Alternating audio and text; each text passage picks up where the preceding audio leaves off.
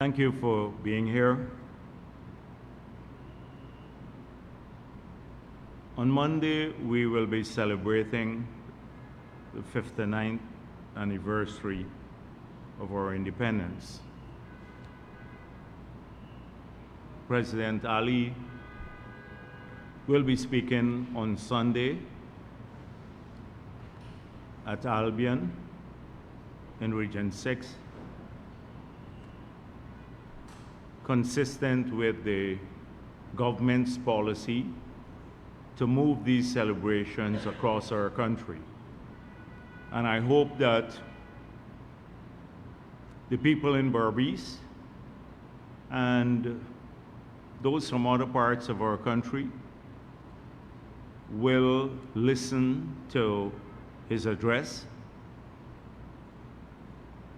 and those who can hopefully will attend the celebrations. Every independence celebration is an important milestone in our country's relatively short independent history.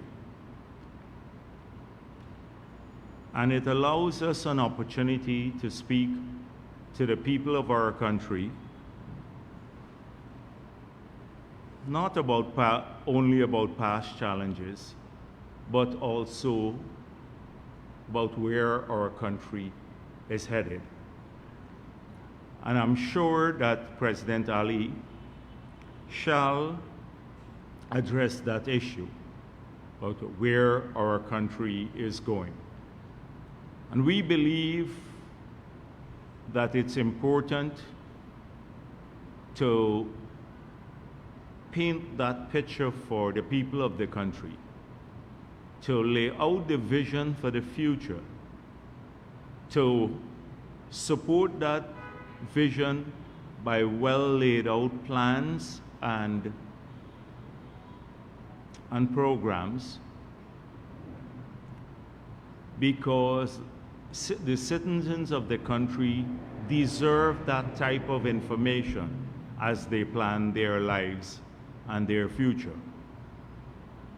And we're very proud in the PPP that we've been one of the only parties that have been able to consistently lay out that sort of vision, a positive vision for the future. A vision that is not based on just criticism of others, inane criticism of others, but that is focused on the needs of the people of this country. And so, as we approach these independence celebrations, you're going to hear about our vision to support a massive economic expansion in the future. But not just economic expansion, broad-based economic expansion that will then yield the benefits that would allow us to support the development needs of our people. We have done so often, and it is worth repeating that vision for economic development, because economic development provides the resources for all other developments in the country. And we're the only party, again, that has laid out detailed plans for economic development, whether it is in mining or agriculture or the hospitality sector, or generally in the expansion of all of the other industries. You're going to hear about our plans for the near term about creating a world-class education and healthcare for the people of this country, for children, but also for the adults. You will hear about our plans for the creation of a program that would ultimately result in every Guyanese who is of a certain age owning a home of their own. You're going to hear about our plans for the expansion of benefits and welfare to the children of the country, to the elderly and disabled, not just in the president's speech, but in a lot of the other speeches that you will hear from ministers as they go around the country to support the regional independence celebration activities. You'd hear about the rollout of a digital society, the components of which are already being worked on, and how these will improve the lives of our citizens. You would hear about the financial empowerment of our people and expanded economic opportunities for them. You'll hear about the expansion of investment in security, because safety and security are vital for the future. Job creation, wealth creation, closing the divide between the hinterland and the coast, something that we spoke of a lot at the Two Shows meeting this week, would be all part of that vision for the future. And of course, the most important thing of all, bringing our people together across race, across religion, across gender, working for all the people of our country. These are important things that we will talk about because they matter to the people of this country. And it's important that on the occasion of the independence of Guyana, we show how we are managing our own country, because we've seen a lot of independent countries, or countries that have gained independence, the tumultuous, difficult route that they've had to go through. And many have decumulated wealth and lost welfare as part of their independent management of the countries.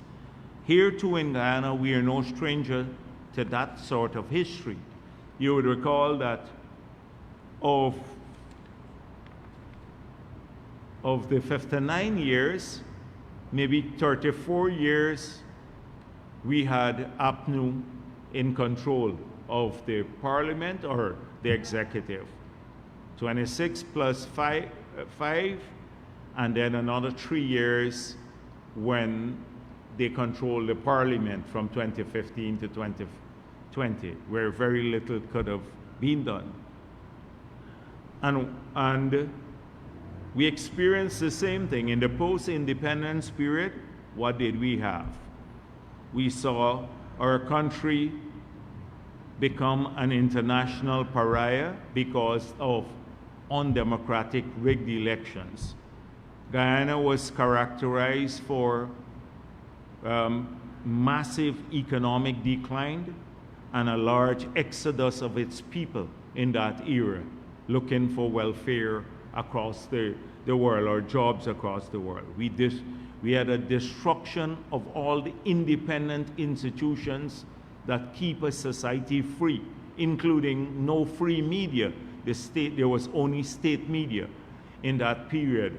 The state banned newsprint for the independent media, like some of the newspapers, etc. There were 2 newspapers. They had to smuggle their newspaper in to print, like Mirror or some of the others, like Catholic Standard at that time, to even print, to get news out. Of course, there was the state controlled the entire radio. There was no independent judiciary. The the party, the PNC's flag flew over the High Court ahead of the national flag. That was a significant part of our independent history. So we became undemocratic. Large numbers of our people left. We lost welfare. 87% of our people became poor, and no economic growth and development. And so we have spent a significant period in our tenure in office changing that trajectory and rebuilding the country. And I'm proud to say that we are no longer an international pariah on elections. We nearly became that in 2020 again with their attempt to steal elections, but we're no longer international pariah. We're now seen as one of the most dynamic economies in the world.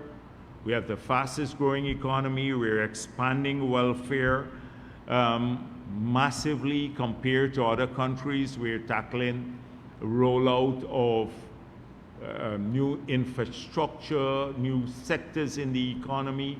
We have an abundance of jobs now for our people, unlike many countries that can't find jobs for many people.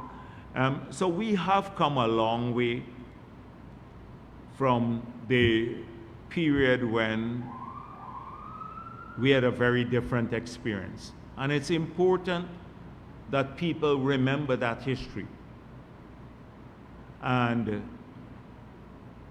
say and commit themselves basically to ensuring that we never go down that route again, because we become populist in our orientation, like pursue unsustainable economic plans. It's a significant part of that era was characterized by that, and that we defend our freedoms. So I just want to, in advance, wish all of our people a happy independence anniversary, and I hope that they use the opportunity for introspection. It's not just cliched, because often people talk about it in a cliched manner, but just to really dig into the substance of how far we have come and the difficult path that we walk to in these short years, or relatively short years, as a newly independent country. I would also like to say a few words about the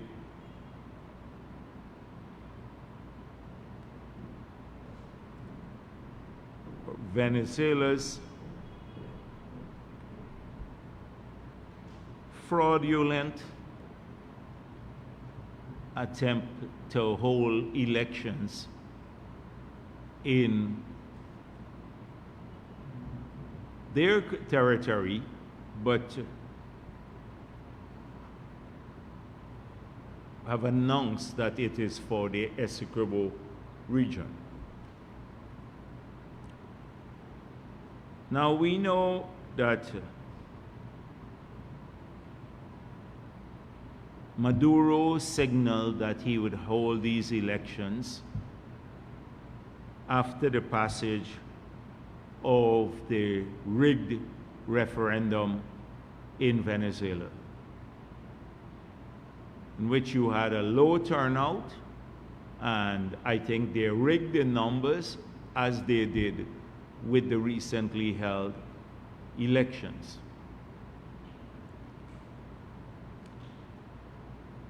Thereafter, we approach the ICJ, and the ICJ in December of 2023 issued provisional orders saying that Venezuela must not do anything to disrupt the status quo. Nevertheless, Venezuela has defied the ICJ, defied the entire international community, because there was condemnation of this attempt, or the intent, this express intent to hold these elections, and they're proceeding with the elections. We then approached the ICJ again, and the ICJ issued new provisional orders reaffirming the earlier one, that no action should be taken on the part of Venezuela to disturb what exists today, which is that we control the entire 83,000 square miles of the sovereign state of Guyana. Venezuela will go ahead with it because this is Maduro's way of deflecting from all of his concerns that at home, raised by people at home. And there are many concerns. There's economic decline, there are global sanctions against the country, they rigged the elections massively, he's locking up his opponents in Venezuela, and so he often uses the border issues to deflect attention from those matters. Now, we have made it clear as to what our position is. We have the support of the ICJ, we have the support of the entire international community. The United States ambassador just recently spoke at the Private Sector Commission elections, and she reiterated that support, strong support, for which we're extremely grateful. And we as a nation need to stand together against this fraudulent regime and their fraudulent elections in the Essequibo region, or that they purport to be for the Essequibo region. Now, tomorrow, the Parliament will debate a solidarity motion on this issue, and I expect that, in keeping with our tradition, that would receive the unanimous support. And we expect this to be mirrored across our country. And people, regardless of their politics or their religion or race in Guyana, have always supported the maintenance of the territorial integrity of this country. The Chief of Staff has made it clear, and I wish to endorse his decision, that should there be any attempt by any Venezuelan who is living here to purport to vote in those elections, they will be rounded up and deported immediately, sent out of our country. And if there are Guyanese who engage in that treasonous act, they too will face consequences. We made it clear, because it will be a treasonous act. And I want to urge these political commentators, from some of them from the opposition, to stop spreading Venezuelan fake news and propaganda. Some of them unconscionably over the past few days. I don't know if they think this will harm the PPP. They keep spreading the Venezuelan propaganda. Some of them have even repeated the lie that I offered Venezuela some access into the sea, which is a lie. So, again, on Saturday, President Ali will have a patriotic concert. He will be at a patriotic concert in Essequibo, and I hope that all of the people attend or tune in to the patriotic consort. This fraudulent regime in Venezuela must see all of Guyana speaking with one voice on this matter. Even in the toughest days of the dictatorship, when we had undemocratic elections and the regime was repressive, the People's Progressive Party coined a term called critical support. We will keep criticizing you on your policies because we did not support your economic policies and otherwise, but we will give full support on border-related matters or where it concerns the territorial integrity of our country.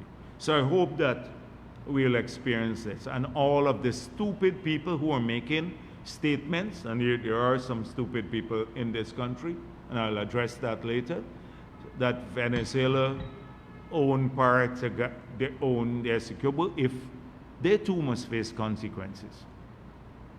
You have a few of them who are deranged, only a deranged person. If they're so, a couple of them so love Venezuela, go and live there. You don't need to live in our country.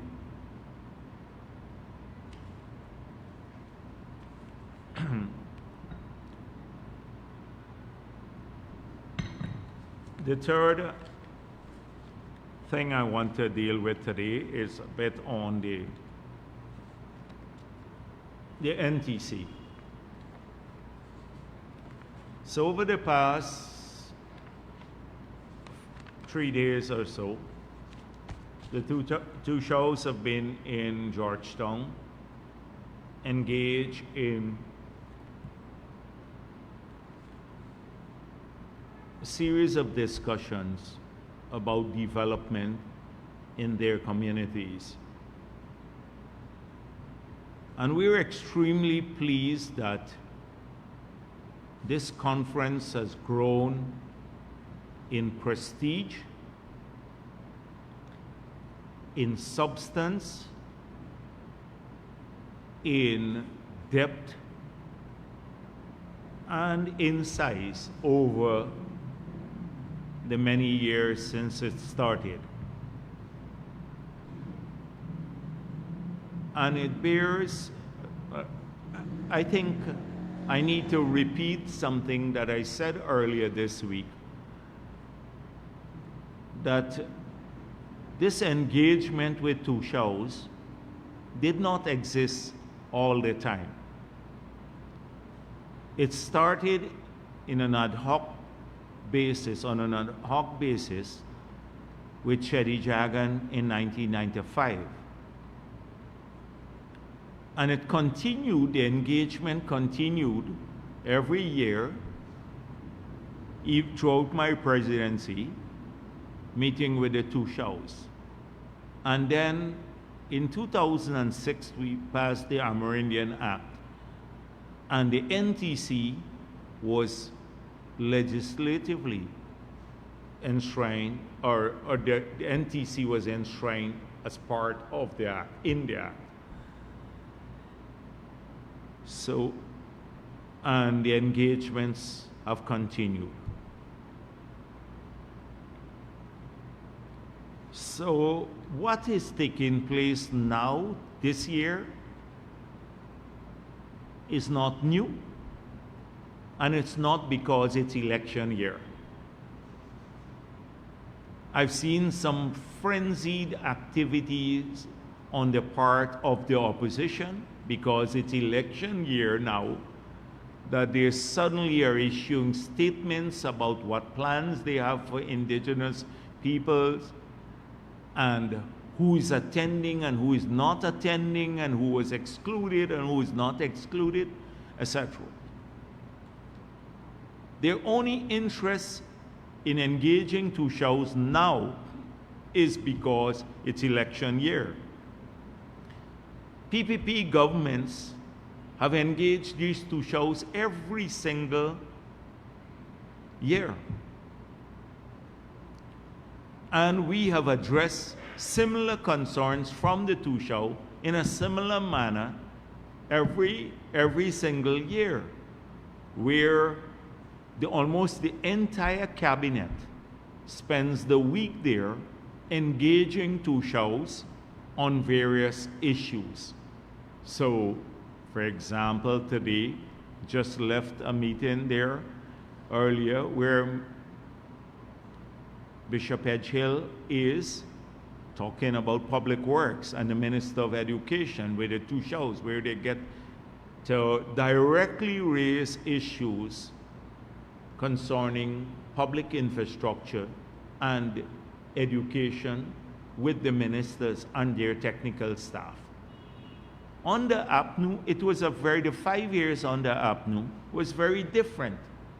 I recall because the majority of the Tushaus were complaining about it. They had no engagement whatsoever from the leadership. I think President Granger made a speech and exited, and that's the end of the matter.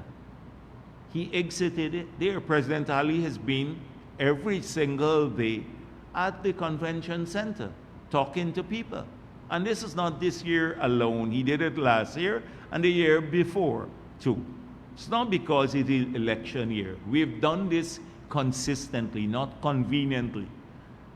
They're very convenient about these things because it's election year. And they believe that people, the Tushaus, would not recognize this fake love that they suddenly acquired in the past few months for indigenous people and indigenous issues. People will see through it. They have absolutely no concern for the communities. So, predictably, the Starbuck News, again, consistent with what I said before, have now, they had an editorial that talks about the Amerindian Act. Again, not about the great things that are happening within these communities. And then the next one, a story, government officials get more speaking time at NTC over Tushaus, AFC. And the reason we're there is accountability. The Tushaus raise issues so that they get them addressed right here at the meeting, and they appreciate that. So that's their criticism. And, well, I'm not going to deal with the minor ones here this week. I'm just not in a mood to deal with their nitpicking, like some of them are nitpickers. So the key issues are about accountability. Starbuck News mentioned accountability. And political parties have to be accountable to. Accountable for performance. So let us explore the accountability that we had in our 5 years term in office. And that's what I did a lot in my speech. I explored accountability for our 5 years. That's when you understand genuineness and trustworthiness.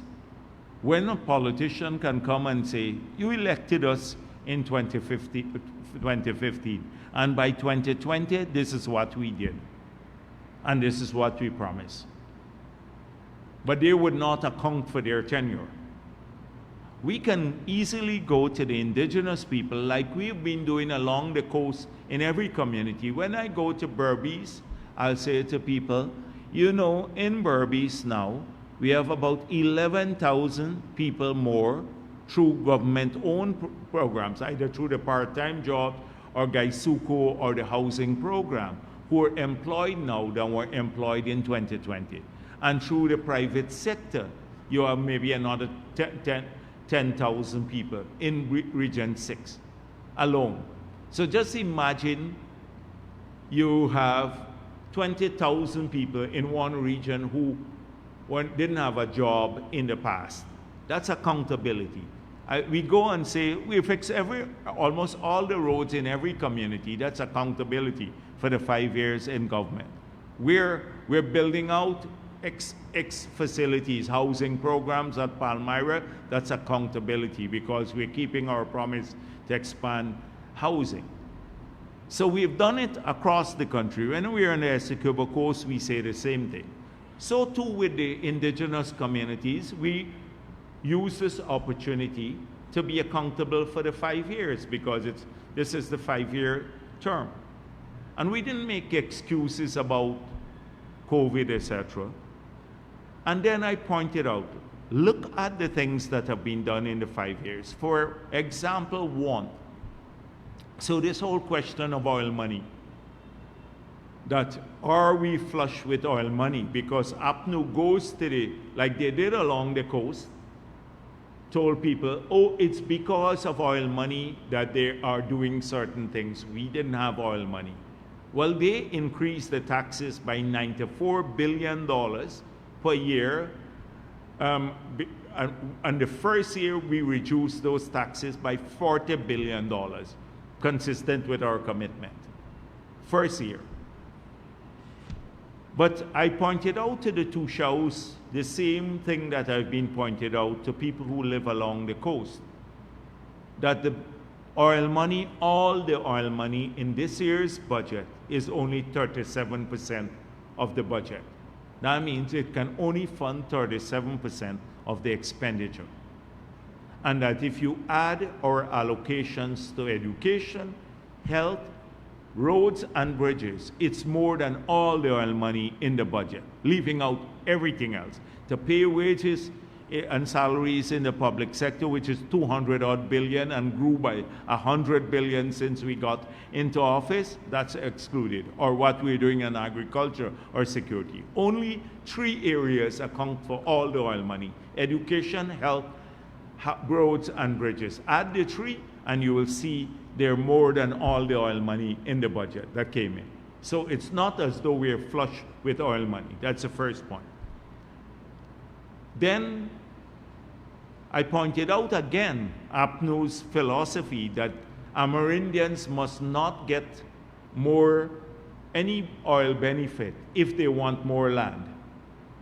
Now, since we got into office, we reverse their policy of stopping, by which they did, where they dismantled Amerindian land titling unit and stopped land titling. We've demarcated 15 villages so far, and 10 have received their certificates of title in the 5 years, and 5 we're working through lands and survey. So we don't hold the same philosophy that Amerindians, if they get more land, they must not benefit from oil resources. That's a big difference here. And then the third thing is that between 2015 and 2020, the APNU government spent on capital in regions 1, 7, 8, and 9, the capital budget, what is the capital budget? In which sectors? Education, health, agriculture, and administration. These are the 4 heads.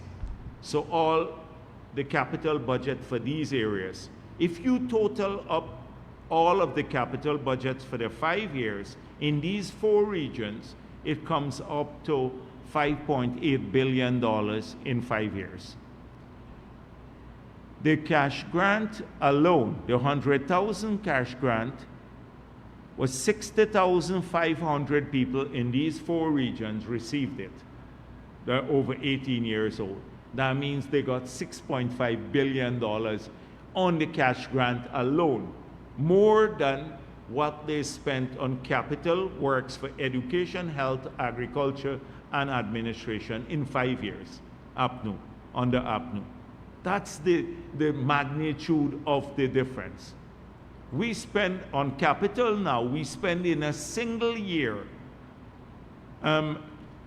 more than what we have spent they have spent in the 5 years in some of the regions.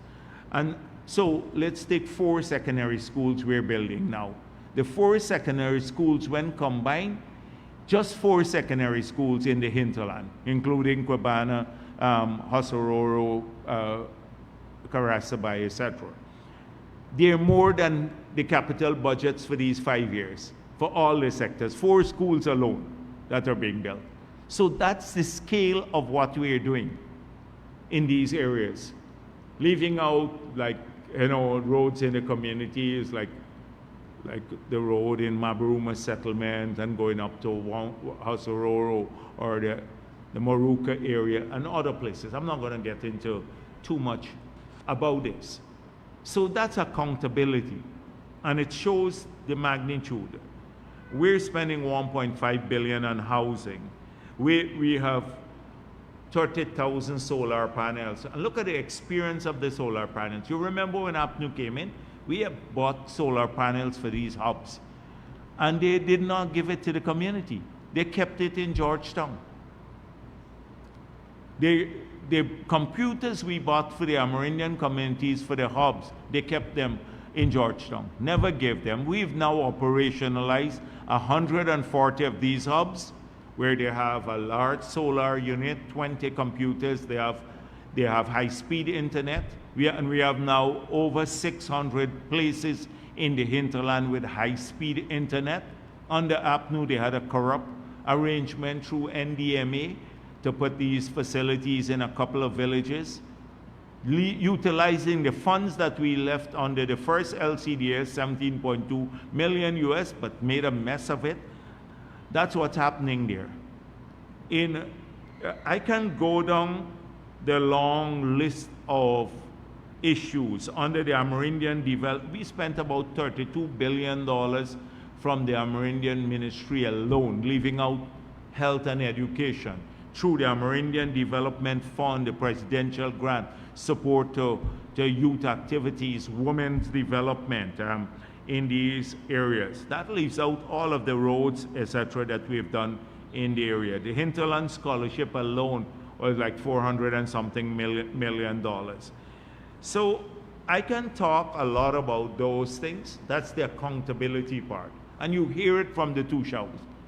The two shows, I've seen some interviews they've done. They all speak positively about it. Never would for one day the Stabrook News or the others, the AFC, etc., say they just find some negative. And I see Raghubir was there looking for negatives, but she didn't even get accredited. I don't know where she's a journalist, where she publishes. She publishes in a newspaper. Only the residents of Mars read that newspaper. They have it, and she telegraphs it to Mars. What kind of journalist is that? Yeah, anti-PPP officials hanging around for some negatives around the conference all the time. That is what they do, vulture-like activities. So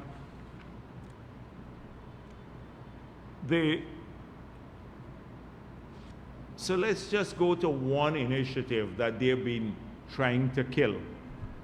One initiative that would not have been in place had it not been for this PPP civic government and its creativity, and that's the LCDS. And so in 3 years, these communities have gotten $222.7 million US, or $4.7 billion in the first year, $23.27 million US dollars, or $4.8 billion in the second year, and this year $22.7 million, which is 4.73 or nearly 4.8 billion again. So when you combine these 3 years, the Amerindian communities have benefited from over $14 billion that they're doing. Literally, they were going to be doing about nearly 4,000 projects in their communities from utilizing these funds. And they're very creative because they have full control of the funds. Some are using it to support housing development, well, assisting people with their houses. Some have bought black tanks. We are buying black tanks for water security. Some are using it for economic projects. A whole range of creative things are happening with the use of these resources in the communities. And still, the APA that loves the indigenous people wants them to kill this initiative. APA, APNU, and AFC want to kill the initiative by claiming we're not consulting with the leaders, we're not following FPIC. I don't know with whom they're consulting, but they're trying to kill this initiative that came out of the creativity of the PPP regime. These funds would not have been garnered or being utilized for indigenous communities had the PNC been in office, because they squandered the opportunity. They even killed the earlier program that we've had in the 5 years of the Dodo government that they practiced. So people know this. People know this. And even the two shows that are part of, or some of them are part of the APA executive, they understand that this is so. And so my argument is that we will, when I spoke, also as General Secretary of the party, we will make the case to the people of these villages. And we have a strong case to make about the 5 years of that we've been in office, and we're going to account for our tenure. We're not going to go there and say, oh, we will do something again, new promises. We have made promises, we kept these promises. And we did well even from opposition in these communities. And we expect we'll do even better now. And you just say to the 5,000 people who have a job in these communities now, who didn't have a job in 2020, through the part-time program or the CSO, you say that to them, and it's not a big job, it's a stipend. But they earn about $2 billion per year that they would have not earned otherwise if an APNU was in office. And on the economic projects, you remember they had some economic projects under the Sled Farmer Indian community. Guess how they used to do it? So the Figueroas got a bit of money to do pig pens. Christopher Jones got money for the barber shop. Then the Tushao from Vincent Henry got $100 and something million, over $160 million to distribute to the Amerindian communities. He got it alone. That is how they did it. We didn't do that. We continue to do the SLED projects, but you have had in region 9, about 4,000 persons who benefit from the slim SLED program instead of one man, Vincent Henry, the PNC MP. So they were spending the money, but they were just spending the money on themselves. That's what they have to contend with when they go into these areas. And anyhow, let me don't think. So I saw Mosley said, indigenous people have a right to their political choice. Politicians must not dictate, says NTC chair. Mosley, of course, we expect that the APA will not dictate to people how to vote because they're linked to the PNC, and they're hoping Laura George resigned from the APA and went to the AFC now and spreading a lot of nonsense again. So they're not going to be able to tell the people. What are they going to tell them? What are they going to tell them? But what we don't need, people understand instinctively what has happened. What has happened in these 5 years. So I'm looking forward to the campaign.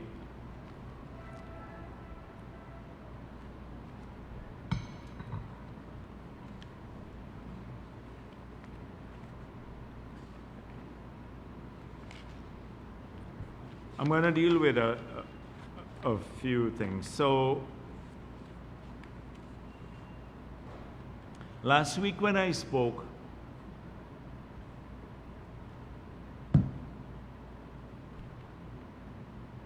I said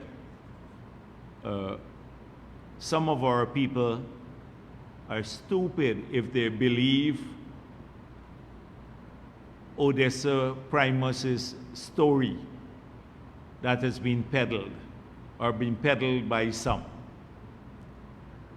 That she woke up early one morning, packed her bags, booked a plane ticket, flew to New York and said to the immigration, I don't want to enter your country. I've come up here to cancel my visa. Please cancel it so I can go back on the next flight home, which is what they were saying at that time, and that it had nothing to do with her links with the Mohammeds. So I said, some people, Guyanese, have to be stupid to believe that story. So apparently they clipped the little piece out of the story and said, I said, Guyanese are stupid people. And then an editorial, that's the team Mohammed, fake news. And then an editorial in Kaichor News repeated it. And then the PNC got Annette Ferguson to write a letter to say it. And then Mark France, who is a nitpicking nuisance, also mentioned this. So it became a story, all fake. So today, I didn't want to really address this, but I want to double down on my comments that you got to be really stupid if you believe that Primus's story, the fiction, the fable. And you got to be really stupid to smuggle a vehicle in the country and then provide evidence of the crime on a Facebook post that you make. You got to be really stupid. And you got to be really stupid if you believe that the PPP is working Obia to win the next elections, as some of them been saying. And you have to be really stupid to believe that Nigel Hughes is independent when he's on Exxon payroll. And you have to be really stupid if you believe that Norton did not request the treasurer of the PNC to give him 20 blank checks. And you got to be really stupid if you believe that the PNC won the last elections. They did not attempt to rig the elections. So I'm saying it again, you got to be really stupid. So I have no apology to make for those people. I never liked the latest, this Norman Brown, who is seeking relevance. He works, Norman Brown is a security guard at a Sainsbury's. Sainsbury's is a supermarket in London. He posted that President Ali needs a special detergent to wash his hand after he shakes Afro-Guyanese hands. That somebody told him that. Racist, of course. That's all they peddle, the racism, because it's getting close to the elections, it's racism.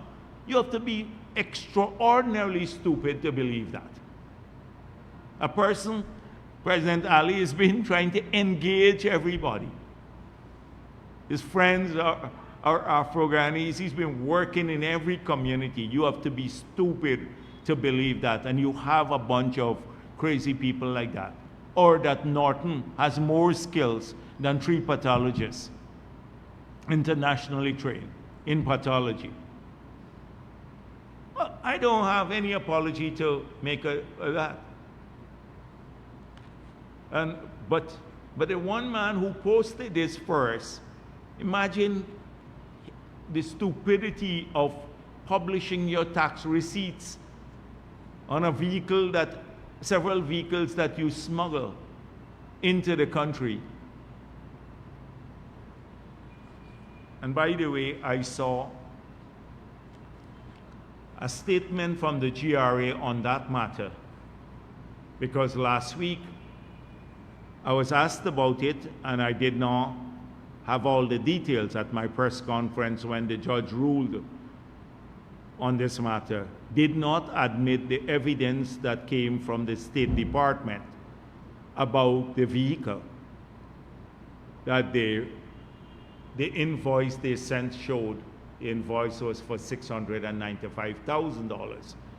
So if I were to go by the GRA statement that the judge did not admit it and then gave up to September to give the reason why he didn't admit it, it sounds like the same situation in 2020, that we had to wait 5 months for the swearing in of the president. It boggles my mind. If you don't admit something as evidence, at least tell the lawyers and the court why you don't admit it. So GRA said they're waiting. They may have to wait for 5 months based on what they said in their press release. So they'd have to wait from June, July, August, 3 months to get a reason why an invoice that came out of the US State Department through a mutual assistance treaty can't be admitted as evidence of fraud. Anyhow, that is, so I myself, I can't find a rational explanation for that. I can't find a rational explanation for that. I see a number of comments have been made about the oil spill legislation, the bill, and the parent company guarantee. And I would urge the so-called lawyers and the AFC crooks who were part of the original agreement, and some others from the AFC who are complicit with the weak environmental permits, to just get a proper explanation. I'm tempted to get one of the lawyers from the Natural Resources Department to go and educate them about the bill. And so I think Nandalal made it clear in his response about what the bill has done. This bill and this act now has expanded, defined all of the liabilities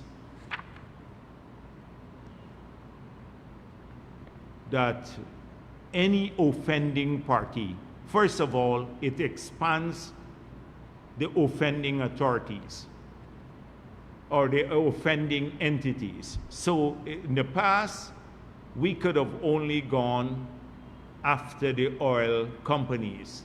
Now we have expanded this to vessels transporting fuel through our territory. So if you have a spill caused by an oil rig, they're liable now. Or if you have a spill caused by a vessel,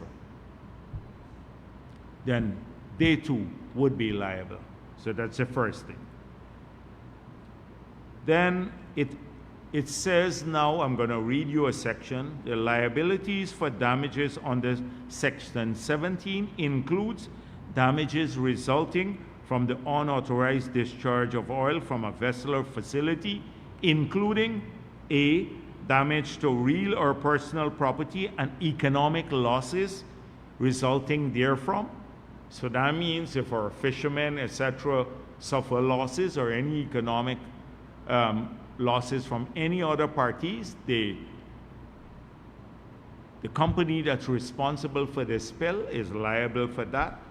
Loss of taxes, royalties, rents, fees, and profit shares, loss of profits of impairment of earning capacity due to injury, destruction, or loss of real or personal property or natural resources. So that's the second part in a definition of liability. C, loss or damage caused by preventative measures. And D, damage related to impairment of environment. So now the entity responsible for the spill is responsible for all of the cleanup costs and all of these damages, which was not clear before, because sometimes they claim, if you don't have a governing legislation, that they would only be responsible for repair of the environment, not for consequential damages. Now the legislation makes that clear. So we've expanded who is liable. We now define liability to include all of these areas. And they're using clause 21 to say, clause 21 reads, an indemnification of any like agreement shall be invalid for the purpose of transferring the liability of a responsible party under this act. So they're saying this indemnification is invalid.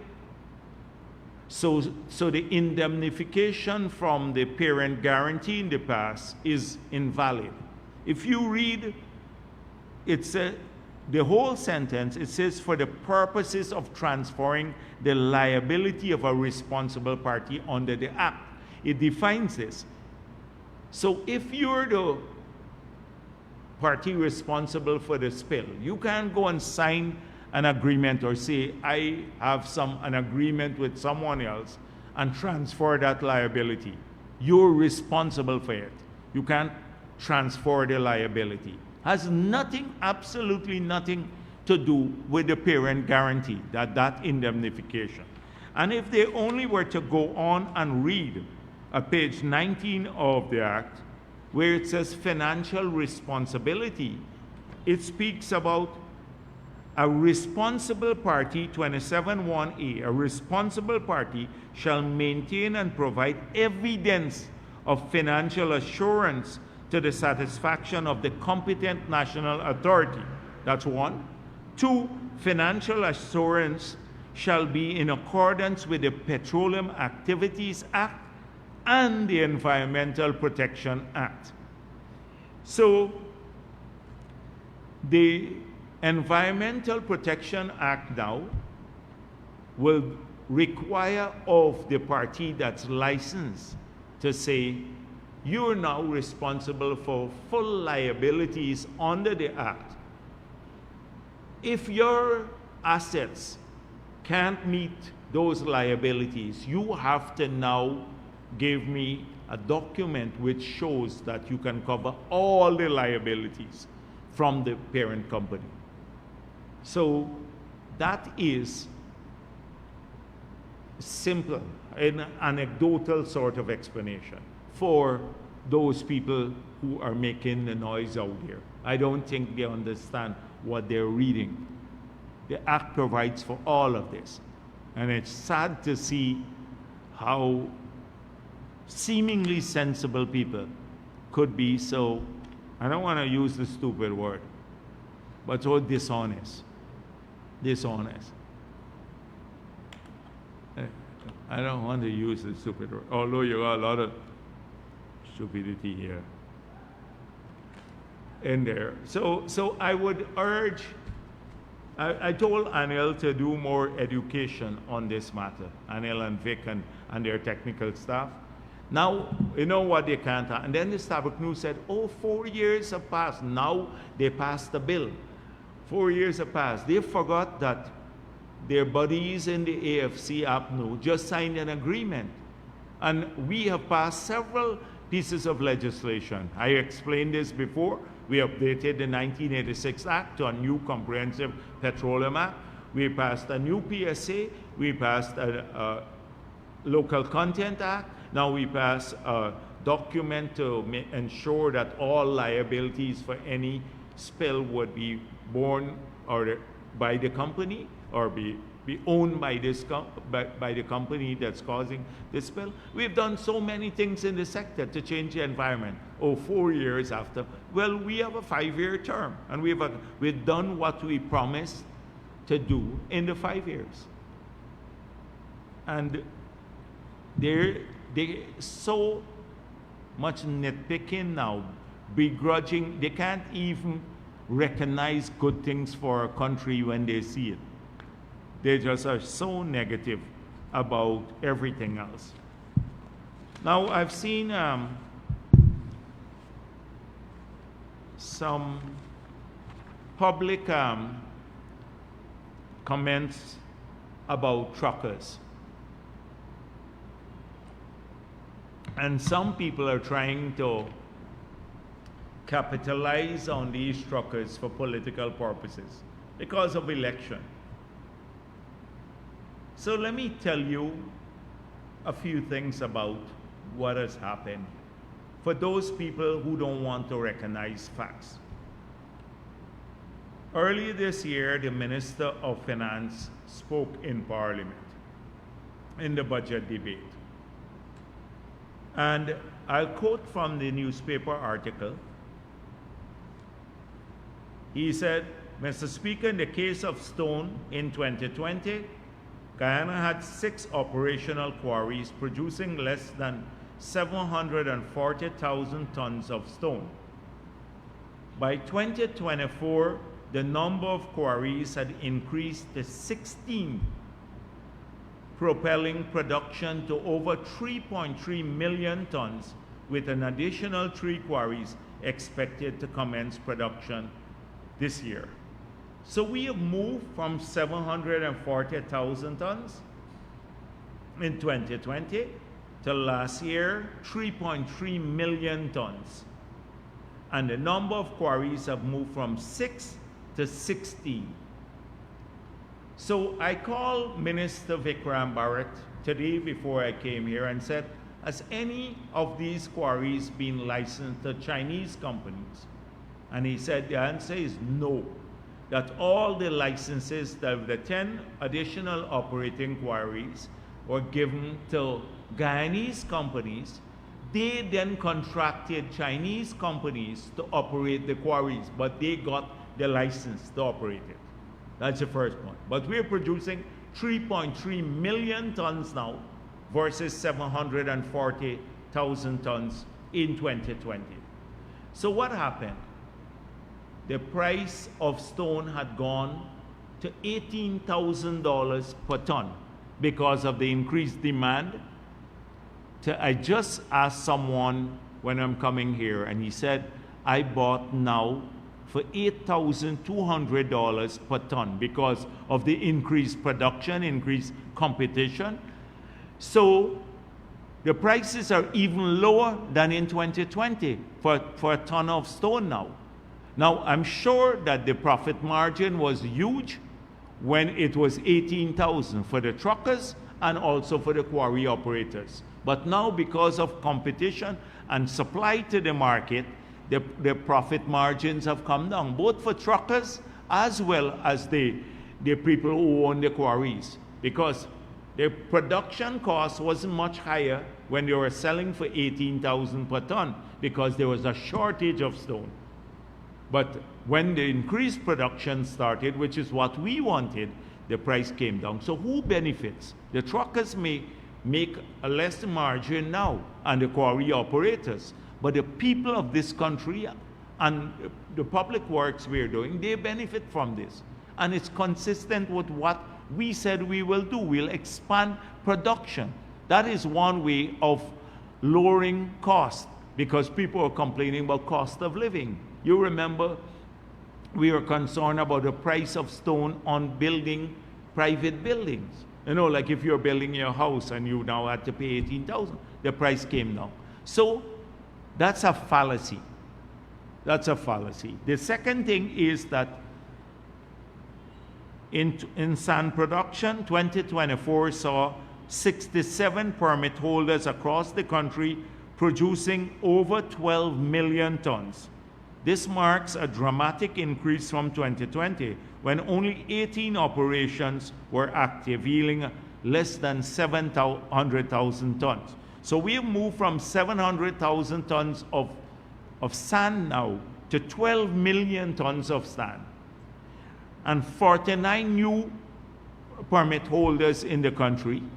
And I asked him, are any of them foreigners? He said no, the permit holders. So this fallacy about Chinese taking over, but many of them are buying the stone, sand, etc., operating, you know, their trucks, etc. But the Guyanese have the permits. But look at the change in production from 700,000 to 12 million, and then from 740,000 tons of stone to 3.3 million, and that's in 2024. Now, just imagine this was not being done, and it's done because of the PPP civic government program. None of the truckers would have had opportunities. You go back to 2020, how many trucks were bought in 2020? You ask the same people. They wouldn't have had this opportunity. So they're benefiting from increased opportunities. So let's continue. I was on the East Coast, and I asked about, we're spending $52 billion on the East Coast to put in infrastructure for about 19 to 20,000 house lots there. They have over 40 contractors, and I asked, are any of them Chinese? The answer is zero. No Chinese in the housing program on the East Coast. $52 billion with 40-something local contractors working there.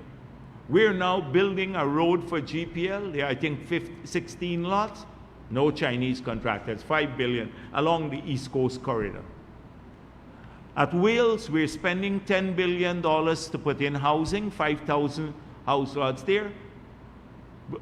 Basically, maybe 20-something, 30 contractors there. No Chinese contractors. They're all Guyanese people, and they need sand and stone and everything to do this. So where are the Chinese contractors working?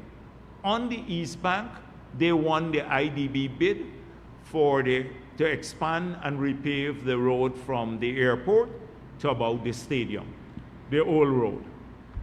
On the Heroes Highway, they got about 4 or 5 lots, which represents, when you look at it sum-wise, less than 10% of the cost of the Heroes Highway.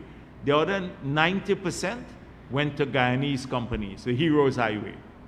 So on the East Coast Road, they are now building the East Coast Road. But let me tell you something. When I was in Canada, about a year ago, 2 companies came to see me, and they said, we were from Canada, we went back home, we bought trucks, we're Guyanese, and the man is not paying us. So I said, who are you working for? They said, on the East Coast Road. I said, are you working for the Chinese? They said, no. The Chinese subcontracted a local guy, and the local guy, we've supplied the stone and the sand, and he's not paying us.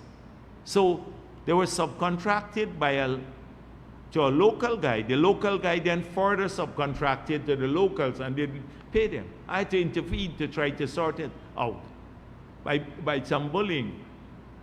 That is where. So where is this? But the Chinese have to move stone and all of that for their projects, the bridges and the bridge they're doing there too, and some of the other access roads. Not that many Chinese projects here. So the Linden to Soosdijk Highway is being paved by a Guyanese consortium with a Trinidadian group. A Guyanese and Trinidadian group. That's the big project from Soosdijk Junction to Linden. It's a fallacy. It's a fallacy of fiction. But All of this demand is coming because of the PPP Civic. That's why people can own trucks, get a credit, a line of credit to own a truck now, and to get work in the country too. So you have thousands of Guyanese truckers now, including people who own their own trucks, who are working now in all of these programs. So people should not be misled politically. Of course, that's why we sent Edgehill to meet the people, because they are our people and we have to find a way of assisting them. But I want to urge them not to be misled by these politicians, because if it was happening, you go back into Malays again. All the trucks used to be parked, everything used to be parked up. You ask people who own equipment in the past, you ask MacCorp and the others whether they were selling equipment to people, or any of the other trucking companies, if they were selling any equipment under the 5 years of APNU. No, because they had no program. Almost all the hotels being built now are not built by they might be built by the Chinese, but their own. Aden Hotel is built by the Chinese, but owned by a Guyanese, several others. So a lot of the things that are happening now, our people, they contract because the Chinese may be able to do it faster and in some cases cheaper. And if they didn't contract them, they couldn't get some of these buildings built. I went to meet the fishermen. I promised to go and see them a few days ago at Ogle. And I was telling them, one night I'm driving by the hotel that is being built, the massive hotel being built by the stadium, not the stadium, the convention center. And it was raining, and I saw people working there, and not our people, late into the night, like 10, 11 o'clock in the night. They're busy working. So, and then one of the fishermen said to me, I can't find laborers myself. He said that to me. He can't find laborers. So sometimes we have to, if Chinese they're using the road, they must face the same scrutiny like local people. Because there's a claim that sometimes Chinese vehicles or something like that, the police treat them differentially. There must be no special treatment for anyone. That's a different matter. They should enforce the law even-handedly. That's a different matter. Like I said with the supermarkets and stuff like that, that they have to comply with the law too, because sometimes the locals complain that the Chinese bypass all the regulatory process. They're selling everything under the sun in one of their shops, and they don't have the requisite permit. That should not happen. But then you can magnify things by finding a scapegoat, because the politicians have an interest in stirring up this little instability. All those truck drivers know now that instinctively, without the PPP and what's going on in the economy, they wouldn't have had opportunities. So I just wanted to address that issue and tell them not to be misled. Of course, we'll continue meeting with them, because Minister Edgehill met with them, and we'll try to ensure that our people get work wherever, because in the next term, a massive expansion again for all of these areas. We'll need everything else. There's a good editorial in the Starbuck News, Fighting the Fakes. First of all,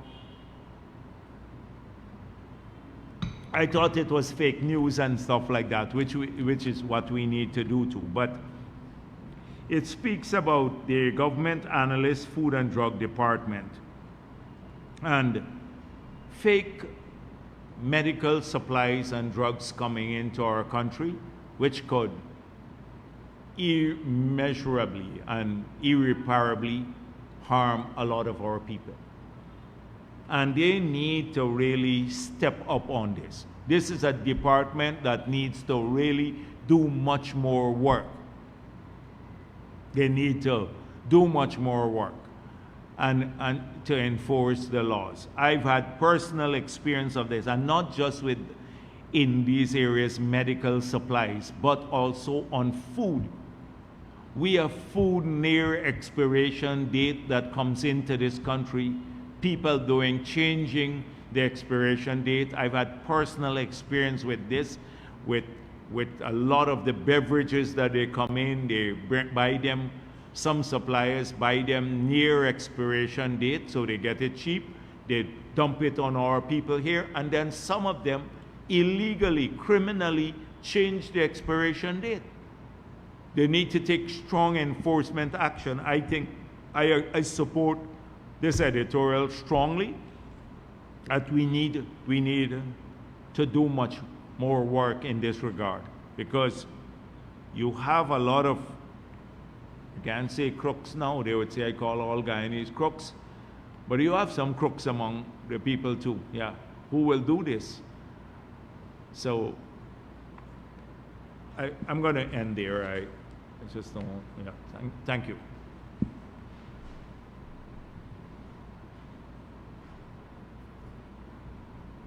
Yes, go on. Yeah, VP. Yes. They do a lot of awareness campaign in terms of the, saying that the Essequibo belongs to them.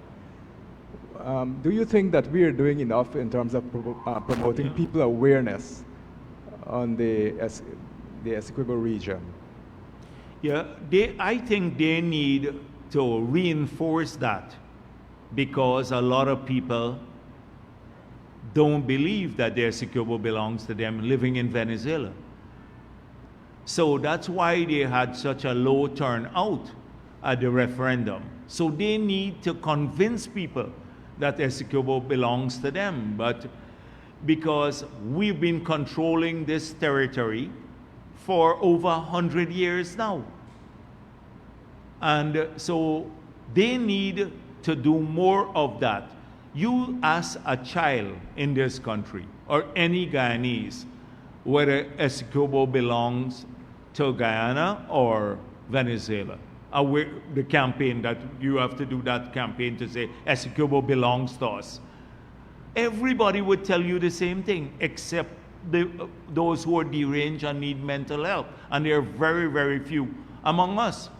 You ask a child there. We don't need to convince our people that Essequibo belongs to us. Every child knows that. We're in control of it. We go fly down to the border in Mabaruma and Port Kaituma and all of that. So I hear a lot of this from the opposition. Oh, we're not doing this campaign, and Venezuela is doing that campaign. They need that campaign because their own people don't believe it. Look at the comments at the referendum time, that even from many people in Venezuela, like Machado said, let the matter be settled at the ICJ. That was the major opposition. So they need to lie to their people and spread propaganda. We don't need, you as a school child or anybody in this country, we don't need that awareness campaign. We need, the patriotism and the solidarity is there. There's no, well, again, I should say, 99.99%. You're not going to get the remainder of Guyanese strongly support, they're patriotic on this matter. They think Maduro is a madman and Venezuela is crazy to pursue this. So sometimes it creates relevance for politicians to talk about this. Oh, we're not doing enough campaign to say Essequibo is ours. Why? I don't understand this. No, I can understand printing a t-shirt and giving it to everybody. That's a different matter. Maybe we should print 400,000 t-shirts. But we can't, every time this guy acts up, we can't be self-flagellating. We have already know what Maduro is and the deflection. Every time he sends a vessel out there, like the last time he sent the vessel and was trying to meet the president, and the president did not meet with him because it was designed to take him out of his relative isolation. So when he meets the president with some leaders, he could claim that he has relevance. He's been isolated because of US sanctions, everything else. So we cannot go by their playbook. At every time they saber rattle, that we need to run around the place like headless chicken. We have kept our country safe over the years. We have a strong international partnership. We have the ICJ ruling. We have a great case before the ICJ that I have no doubt would reaffirm the validity of the 1899 award. So we need to demonstrate that, act maturely, rationally.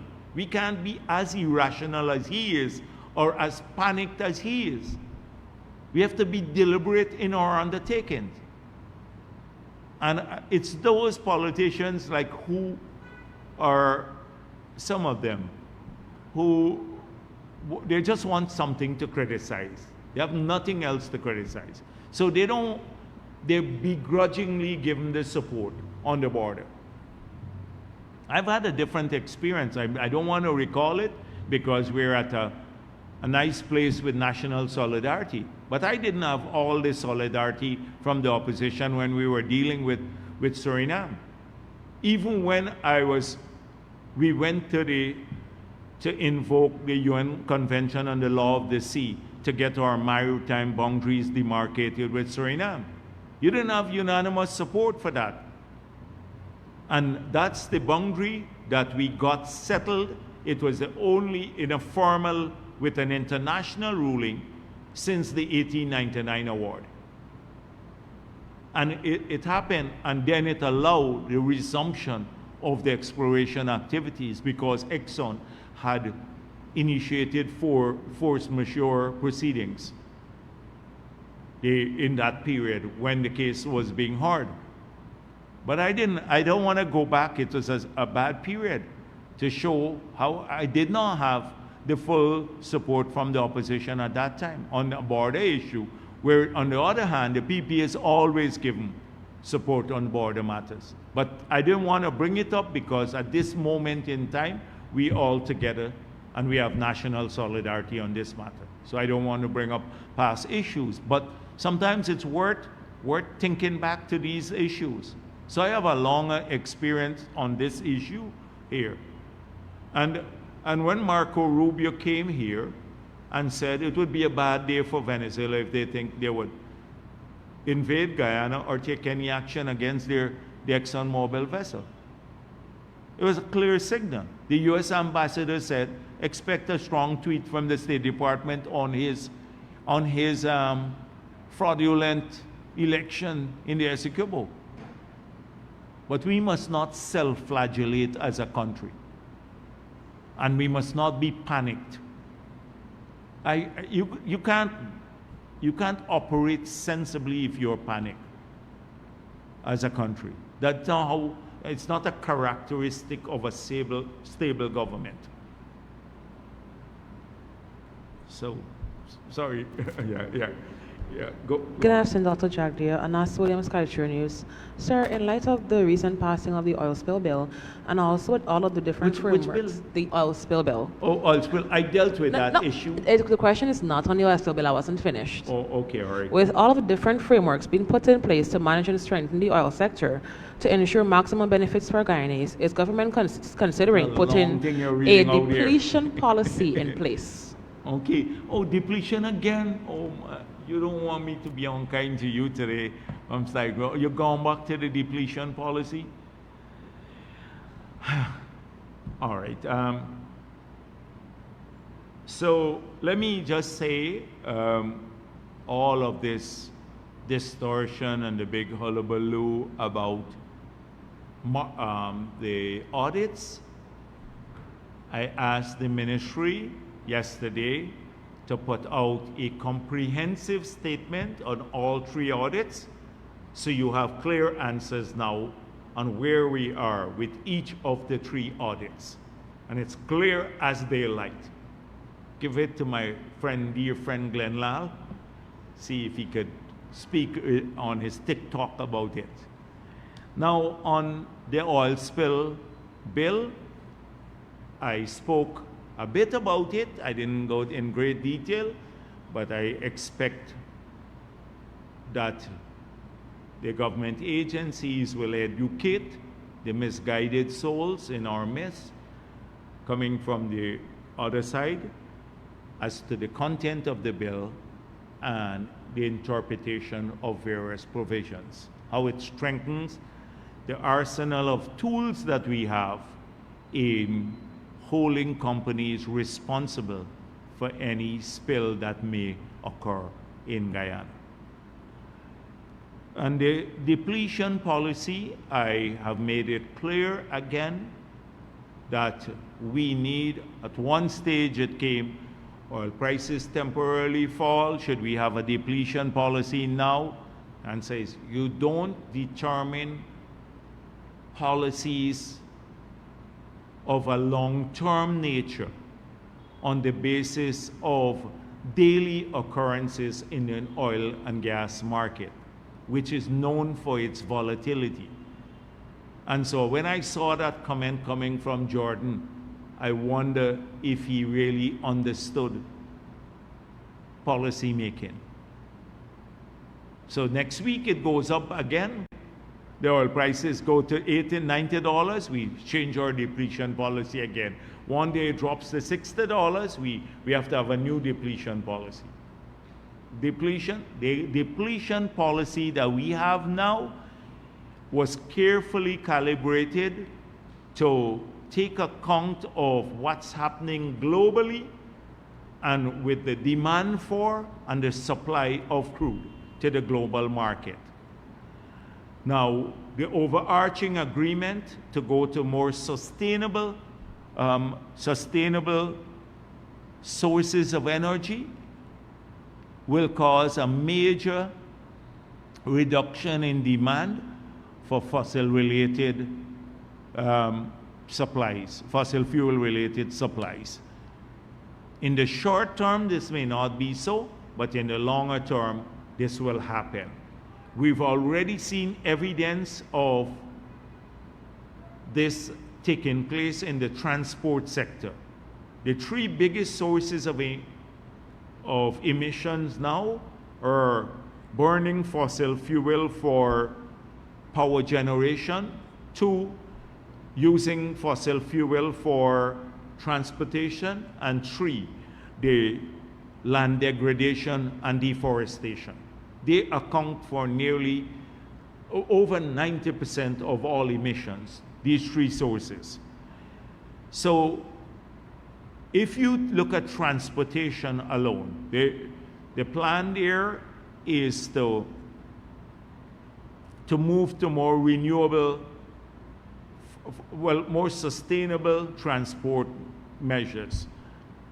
China has now developed a battery that you can charge in 15 minutes and get nearly 600 kilometers from it. The price of electric vehicles are coming down. The cost of battery and their effectiveness, cost of batteries are coming down and their effectiveness are growing. A lot of people are switching now to electric vehicles. Here in Guyana, there are no taxes on electric vehicles, so a lot of people are going to be buying electric vehicles. So all the high taxes people talk about, but there's zero tax on an electric vehicle, so they can be very competitive. So more and more the world is going to go that route because they're becoming more effective. And with a single charge, you can travel 600 kilometers, or not here, that's experimentally. Now it might be about 300 for the batteries that are already supplied locally. So that's going to happen. That would reduce a significant demand for fossil fuel. The second big source of emissions is land degradation and deforestation. But last week I spoke about the conference that was held in Guyana where they want to end deforestation, halt deforestation, and reverse it by 2030.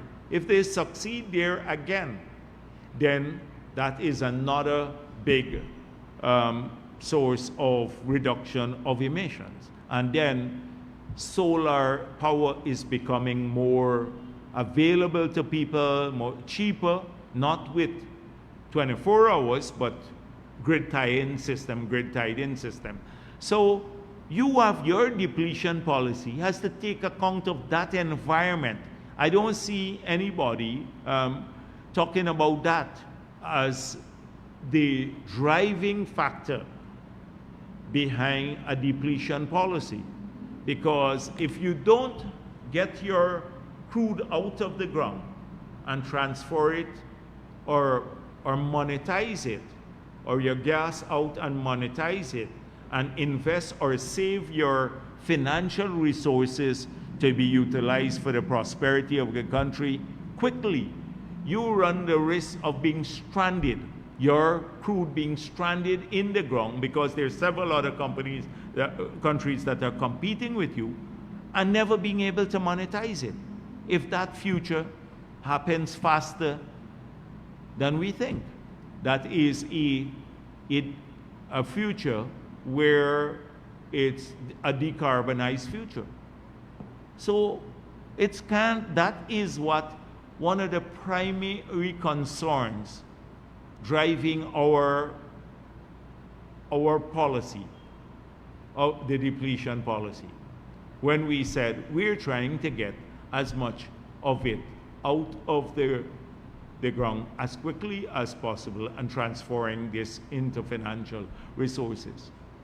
It can't be Glenlyle whim and fancies, or based on Exxon throwing hot water and causing global warming, throwing hot water in the ocean and causing global. It's like, really. So what are you? Anyhow, let me don't be unkind today. So that is why we have a depletion policy. Dr. Jagdeo, Cordell Jones from Livewire News. Recently on the PNCR's Facebook page, they posted that the next APNU government will have a all ministries approach to uplifting the well-being of indigenous people. How do you contrast this to the record of the former APNUFC administration? And also, they are claiming that they'll give 2,000 village councillors a minimum of 200,000 payments with no plan on where this money will come from. Share your thoughts on that.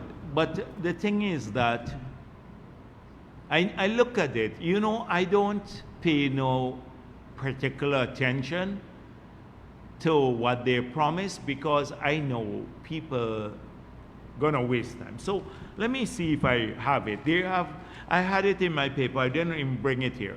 So someone could bring it for me. Tell one of the guys to bring this stuff. Almost every measure that they promise, nothing is about development. So they talk about, we'd increase land titling, but we have to pay account. We have to look at competing demands, and we're one Guyana. So that means you're not going to get more land at all. Even in their policy pronouncement, they already made it conditional. Everything is so vague in their promises. So they're not talking about education or healthcare or housing, etc. They're just making wild promises. 200,000 to each to show. Forget what happens in the village. We'll give a two shows some money, and that's the end of the matter. Now the two shows are getting more benefits now, but what are you going to do for the people who live, the 60,000 adults who live in these communities? When you have 240 something two shows that they promise 200,000 each, so it's not a lot of money. It's 240 something thousand, maybe 252 shows, senior councils and head of CDCs. You give 200,000 each. That is like what APNU used to spend, in an afternoon when they went to New Thriving or something like that, and or one of the other places, the ministerial signing limits. So it's not a lot of money they're promising, but you notice they didn't promise anything for the village development. That is what APNU does. APNU is a party bereft of any planning capability. They just come up with these wild assertions all the time, unthinking. They go and copy it. That's why the Green State strategy that they developed, they brought in consultants from GGGI and UNEP. And it's all about, you know, the best practices from around the world. They love to call this best practices. So cut and paste stuff. It's not about real, organically developed, sustainable policies and programs. That's how you manage a country. You have to manage it in an organic way. In an organic way. Not this, man. You brought the wrong thing. Anyhow. All right, don't worry. It's some pictures that they took here. This is not this stuff. Okay, let me don't spend more time on it, because I can spend all afternoon criticizing APNU and its lack of policy making. I don't want to waste my time on the silliness that they put out here. But I'm glad you brought it up so I could get to comment. Nothing organically developed. But who is their chief policy maker? Sherwin Holder, Mahi Paul, and what's the other one? Lowe, yeah. The three people, as I said before, there's nothing wrong working thing, but never policy making experience. I gotta go. Lowe was a research assistant at SARA. Mahi Paul was working as a community development officer, and Sherwin Holder was working for a private businessman who is buy and sell gold. That was the gold, right? So that's the three policy making experience that they brought now. So that's why they put these crazy things out. They've never done. Anybody send them something that looked a bit technical, they just post it on their pages. They brought a serious party down to the dogs, really. This used to be the PNC. It was known in the past for an intellectual tradition, even if you didn't agree with them. Now we're Norton. Norton is so incompetent, if he falls off a chair to the ground, he'd miss the ground. The thing is that's what they're being led by. So, I get it. So, let me move on. Dr. Jagdeo, Mikhail Rodriguez for Daybreak News. Given what we've seen with the Ukraine-Russian war, warfare has taken on, modern warfare have taken on a new approach. Drones that are very cheap and affordable. Will the Guyana government be bolstering the Guyana Defense Force capabilities or abilities to really address Venezuela when the time comes, if that time comes? It has, and it will do that. That's all. Secondly, the government, GRA has recently acted on information it got from the US and has brought charges against one tax evader. No name needed. But what is the government doing? Has the government received any information that would afford the opportunity to recover on the 10,000 ounces of gold that Guyana taxpayers has lost revenue on? So, accountability for all tax evasion, criminal activities, and false declarations is not a single day's activity. Anyone who is engaged in these practices, no matter how special you feel you are, will have to face the consequences. So, one thing we will not do as politicians, we will not be premature in pushing the technical agencies, the investigative agencies, to prematurely bring cases. I believe they have acted so far very professionally, and they will continue to collaborate with the US government in ensuring that when the cases are brought, that they're substantiated fully by the evidence. Like in this case, where the vehicle was declared for $75,000, the GRA now has information through the banks that nearly $700,000 were remitted to the company.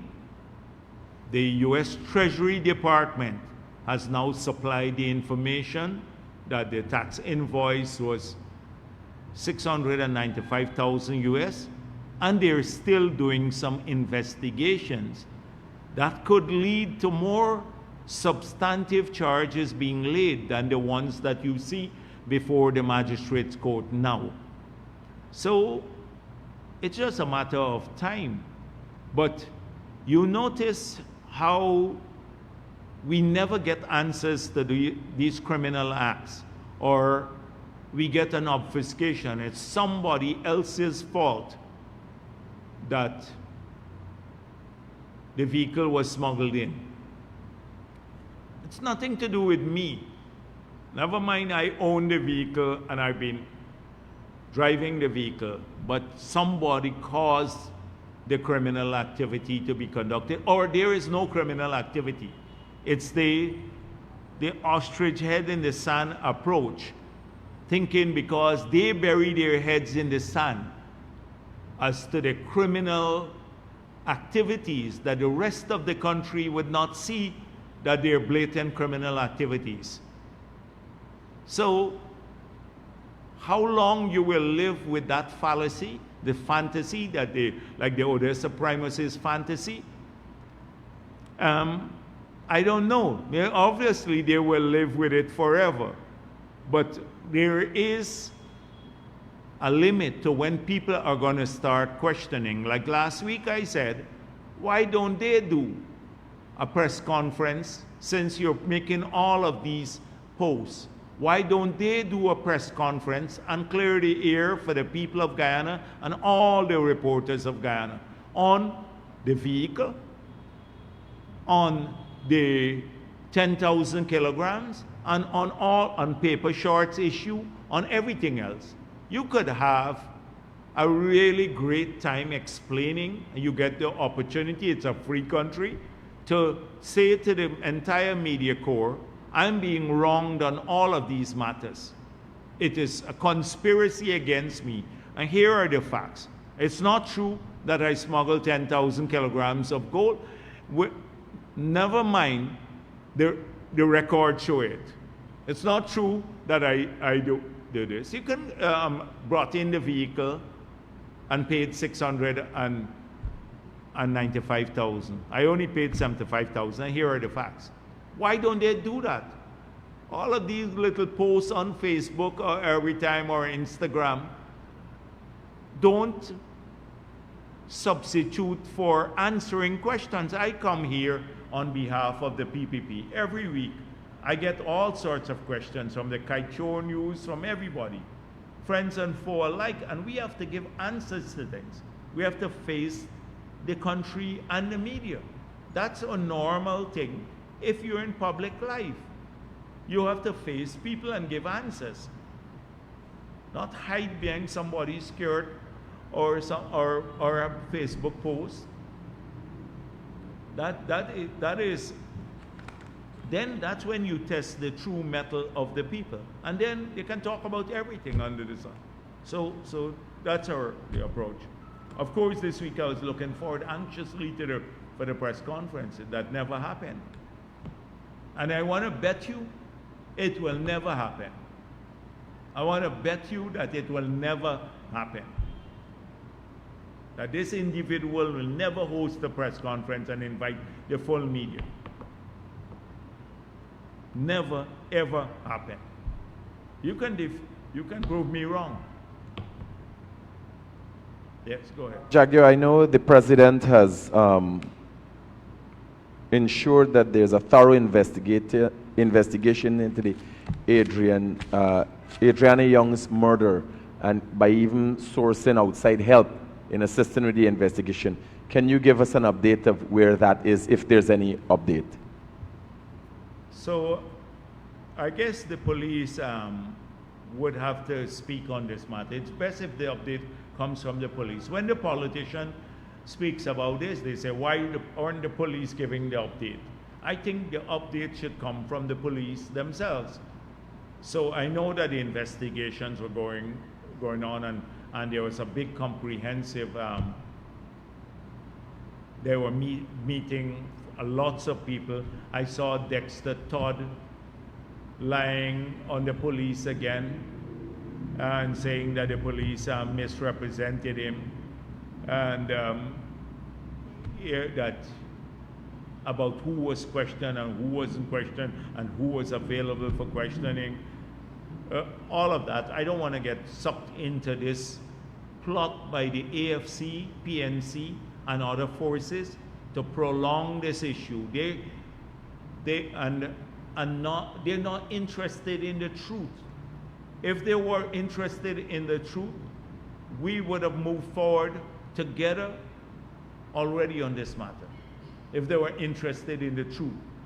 But when you have Norton, right, knowing more than the pathologist, and some forensic pathologist or something, I don't know this Dexter Todd, where he's a forensic something, he said he is. Yeah, dissect the plate in front of you, the food, right in front of you. That's the extent of his expertise, in my view. So I'm not going to let the police give an update on the matter. The president, we have gone overboard in meeting the requests of the family, especially at the beginning there. We've criticized the police for how it acted, the misleading statements from the government, by the police. We have publicly been critical of them. Secondly, we acceded to the family's request to bring in their own pathologists, which they did. We hired 2 other pathologists to come in to work along with their pathologists. They got their family doctor, their family lawyer, several other people to witness it. It was a forensic autopsy. The results were shared with the family. They were made public. The result was that the child died from drowning. We said, oh, that's the first thing. Next, we have to find out, was there foul play or not? That's what the investigation is now being done, would reveal. The investigation would reveal. That's the approach. We've no other case have we had 3 in the entire history of the country. We had 3 international pathologists come in and do an autopsy. But still, they want to bring some man from Trinidad, right, to do some autopsy again. A controversial guy.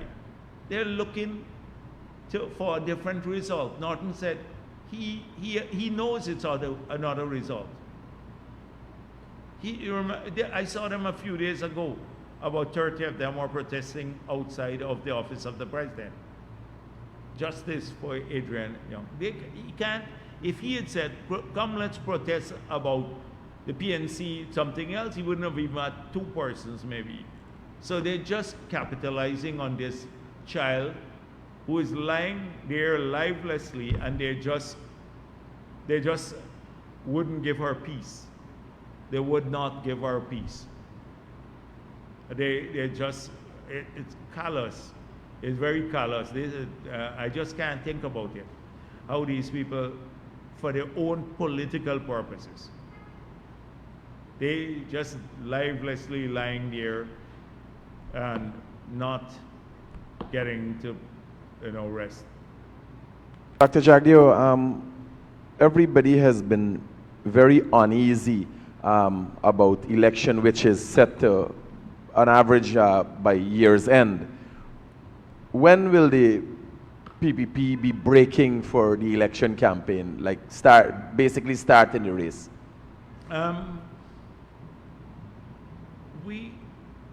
When there announcements, so election is a process. So it starts off with the proclamation by the president of election date. And then he has to subsequently dissolve parliament.